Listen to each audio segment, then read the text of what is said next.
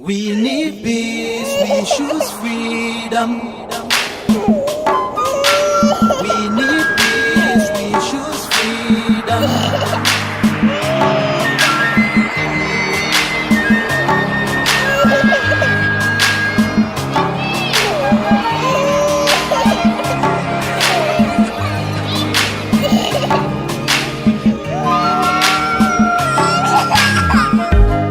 There was a nation living in peace and unity. Hey, they are people with love and harmony. Oh, yeah. They saw greatness rise up to its purity. With another people of different culture, a dear heritage, bias and oppressive. Oh, I see. A nation from trigger of Africa, rising with strength and might and power. In due time, nobody gonna praise us. Rather, you all gonna embrace her. With your flag, with your flag, with your flag, with your flag. Oh yeah. Let the tears of our mothers who lost their children be heard. Let the blood of our heroes speak from now till forever. Let the whole wide world know Biafra is our home. Oh yeah, Biafra is our home. Oh, it's my home. Yeah, Biafra is our home. I reminisce way back 1967. Death toll on the blood couldn't count them even. Mama screaming, child squealing, pops on the ground. 2.5 years, over 3 million's gone.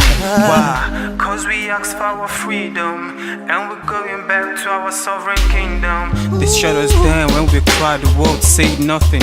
Sitting back in the crib, watching our suffering. Should I talk about the planes dropping shells like rain? Suka had the first taste of our heroes' blood. Abagana Zobunigwe was stronger than flood, but the juke is too strong and fought them off on the chart. Thought the bloodshed's gone, then it came again. 216 and the massacre, it started again. Too bloody now, I couldn't cry tears. Blood dripping down my eyes, water in my vein. We died trying to fight the cause and we're trying to break him. It's our freedom, but the world was against us. Wave your flag over Africa. Welcome people of Biafra. Wave your flag over all the world. See those people of Zion is here. It is a nation that the Lord has chosen for the people of Zion. It is a nation that the Lord has chosen for the people of Zion. We need peace, we choose freedom. We need peace, we choose freedom. Hey. Let the tears of our mothers who lost their children be heard. Let the blood of our heroes speak from now till forever. Let the whole wide world know Biafra is our home.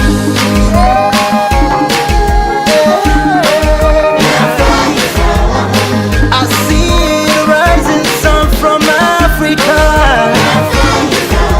Oh, this is a sign of victory. Oh, yeah. I see future in Africa. Oh, yeah. People of Biafra. See, I shining on the wall. Oh, yeah.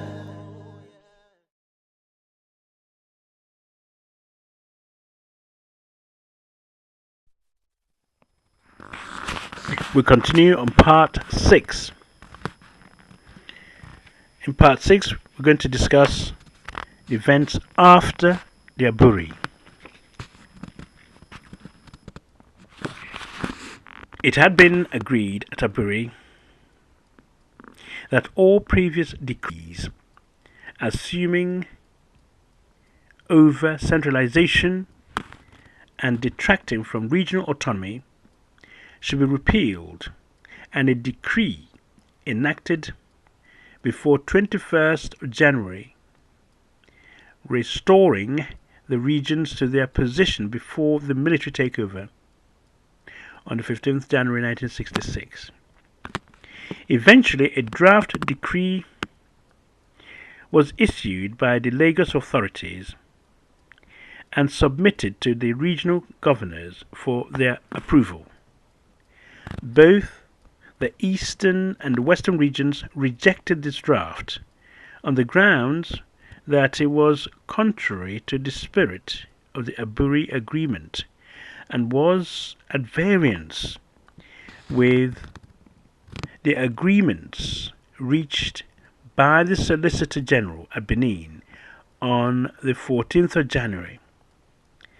The latter having met to examine and recommend which decrees should be repealed on the grounds that they detracted from the position of the regions before the military takeover. It was then agreed that officials from the different governments should meet at Benin to discuss and advise on how the Aburi agreements could best be implemented. The officials met on the 17th and 18th of February and made a number of recommendations. Another draft decree was prepared which again was totally unsatisfactory in the light of the Aburi Agreement. Eventually, on the 19th of March, Decree number 8 was formally published, the draft of which the East had found objectionable and had rejected for the following reasons. Reason A. It gave Lieutenant Colonel Gowon a personal veto power over the concurrence of all the regional military governors. B. Empowered the Supreme Military Council to declare a state of emergency in a region against the wishes of its governor. Now, this decree, as the recording and transcripts clearly demonstrates, was contrary to the Aburi Agreement, and yet Lieutenant Colonel Gowon has publicly claimed that in the promulgation of this decree, the Aburi agreements were implemented. It is also an important fact to bear in mind that at Aburi, it was agreed that the Supreme Military Council should meet to appoint the Commander-in-Chief and head of the federal military government. That decree was never implemented. Now, these actions and the withholding of essential revenues due to the East, their civil servants not paid up until the 31st of March, as agreed at Aburi, only exacerbated the Easterners' fear and distrust of the Northerners and the Northern-dominated federal government. Lieutenant Colonel Ojukwu's reaction to this refusal by the Lagos government to accept the decisions of the Supreme Military Council was to inform Lieutenant Colonel Gowon and the military governors of the other regions that he would be compelled to implement certain of these decisions unilaterally. In his letter of the 16th February, addressed to Lieutenant Colonel Gowon, he fixed 31st March 1967, the end of the Nigerian fiscal year, as a deadline. It was in answer to this ultimatum that the Lagos government, on the 19th March, passed Decree number 8, which it introduced to the contrary, which it introduced to the country and the world at large as the implementation of the agreements reached at Aburi. The East had, however, rejected this decree for the reasons already stated above.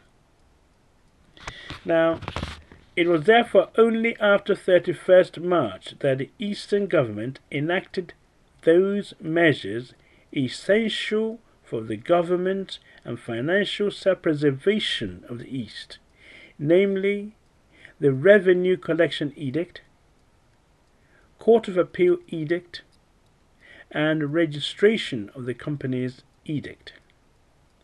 The first of these pieces of legislation, in particular, reveals the intentions of the Eastern government at the time. In accordance with the edict, revenues which were normally collected in the East for payment to the federal exchequer were to be paid instead to the Eastern Treasury in Enugu. Now, in this manner, it became possible for the Eastern government to carry out the obligation of the Lagos government, clearly entered into at Aburi, to meet the salaries of federal employees of the Eastern origin, who had been forced by circumstances to seek refuge in the East. Now, quite apart from the sum total of these salaries, it is interesting in this context to note that according to the Financial Times, dated April 14th, 1967, a total sum of 11,330,000 was owing to the Eastern government by the federal government at the end of February. Let me repeat this. Quite apart from the sum total of these salaries to be paid to civil servants who were working federal employee, it is interesting in this context to note that according to the Financial Times, 14th April 1967, a total sum of 11,333,000 pounds was owing to the Eastern government by the federal government at the end of February 1967. The East plainly faced economic collapse at that time if it had not passed the legislation necessary to enable revenue to be raised in order to offset this debt and at the same time meet the salaries of refugee employees of the federal government. The federal government retaliated to the measures taken after 31st of March by imposing economic sanctions on the East. Throughout April and May, several efforts were made to bring the disputants together, but all failed. On the 26th of May 1967, there took place in Enugu a joint meeting of the Advisory Committee of Chiefs and Elders and the Consultative Assembly. Lieutenant Colonel Ojukwu, after reviewing at some length the events of the previous 17 months, asked the Consultative Assembly for a mandate for future action. It was clear from the manner in which the military governor put to the Consultative Assembly the choices before them that he was asking for a mandate to assert the autonomy of Eastern Nigeria without specifying either when or in what form this autonomy should be finally claimed. And I quote, "It is for you," referring to the Consultative Assembly, "as the representatives of the 14 million people of Eastern Nigeria to choose from A.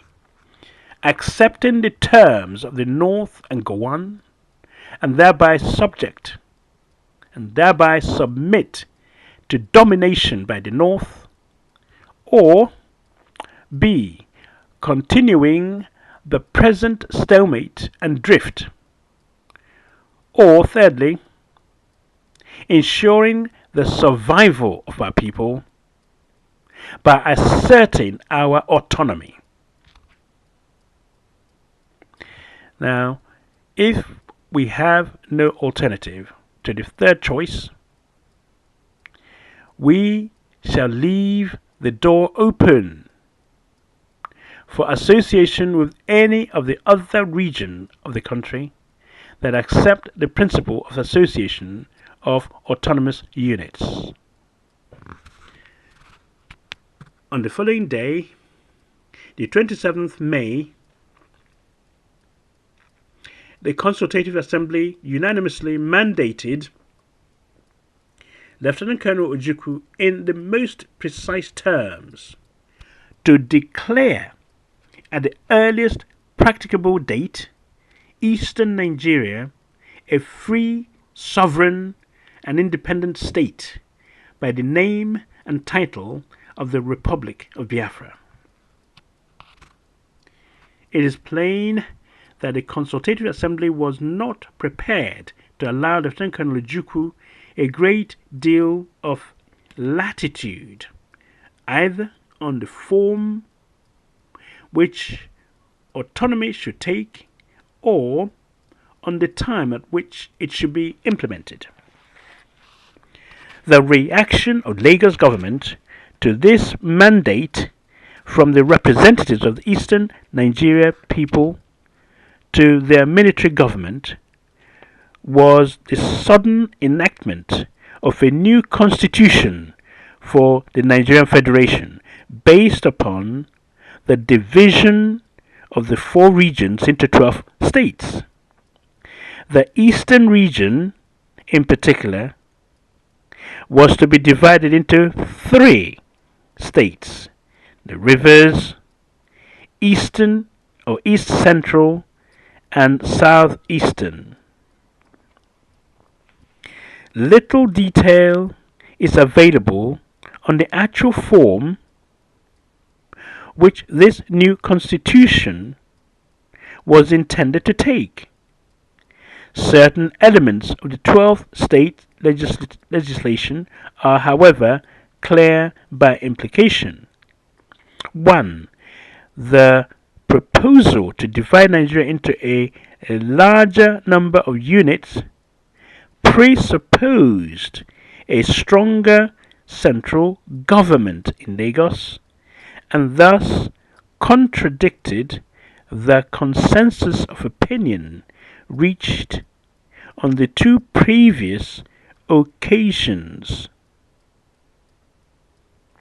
upon which representatives of all the regions had been represented at discussions, namely the September meeting of the Ad hoc Constitutional Conference and the General Meeting of the Supreme Military Council at Aburi.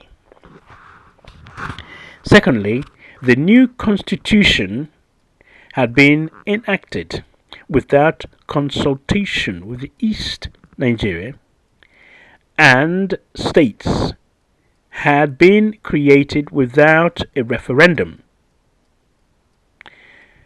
As a federal constitution is plainly workable only if there is agreement to make it work by its constituent parts, it was natural that the East should react by calling the proposal dictatorial. Thirdly, the division of the eastern region into 3 states was made in such a way as to deprive the Igbo hinterland of the eastern region of its outlet to the sea, Port Harcourt, for example. Now, and of several other Igbo-speaking areas, which happened also to be the oil-producing areas. It is not therefore surprising that the reaction of the Eastern government to this move was to consider it a crude political attempt to divide the unity of the East by appealing to its minorities and engendering separate nationalism, and at the same time render the predominantly Igbo East central state economically unviable, and therefore permanently dependent upon the Lagos central government. The inevitable reaction of the Eastern government to the legislation was that on the 30th of May 1967, to proclaim Eastern Nigeria the Sovereign Republic of Biafra. Thank you.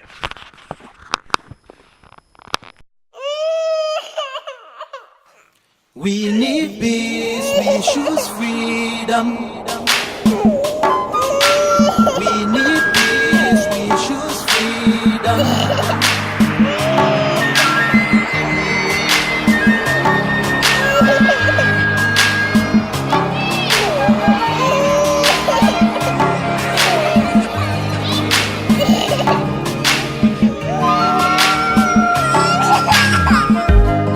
There was a nation living in peace and unity. Hey, they are people with love and harmony. Oh, yeah. They saw greatness rise up to its purity. With another people of different culture, a different heritage, bias and oppressive. Oh, I see. A nation from trigger of Africa, rising with strength and might and power. In due time, nobody gonna oppress us. Rather, you all gonna embrace her. With your flag, with your flag, with your flag, with your flag. Oh yeah. Let the tears of our mothers who lost their children be heard. Let the blood of our heroes speak from now till forever. Let the whole wide world know Biafra is our home. Oh yeah, Biafra is our home. Oh, it's my home. Yeah, Biafra is our home. I reminisce way back 1967. Death toll on the blood couldn't count them even. Mama screaming, child squealing, pops on the ground. 2.5 years, over 3 million's gone. Why? Cause we asked for our freedom, and we're going back to our sovereign kingdom. They shut us down when we cried, the world said nothing. Sitting back in the crib, watching our suffering. Should I talk about the planes dropping shells like rain? Suka had the first taste of our heroes' blood. Abagana Zobunigwe was stronger than flood, but the juke is too strong and fought them off on the chart. Thought the bloodshed's gone, then it came again. 216 and the massacre, it started again. Too bloody now, I couldn't cry tears. Blood dripping down my eyes, water in my vein. We died trying to fight the cause and we're trying to break him. It's our freedom, but the world was against us. Wave your flag over Africa. Welcome people of Biafra. Wave your flag over all the world. See those people of Zion is here. It is a nation that the Lord has chosen for the people of Zion.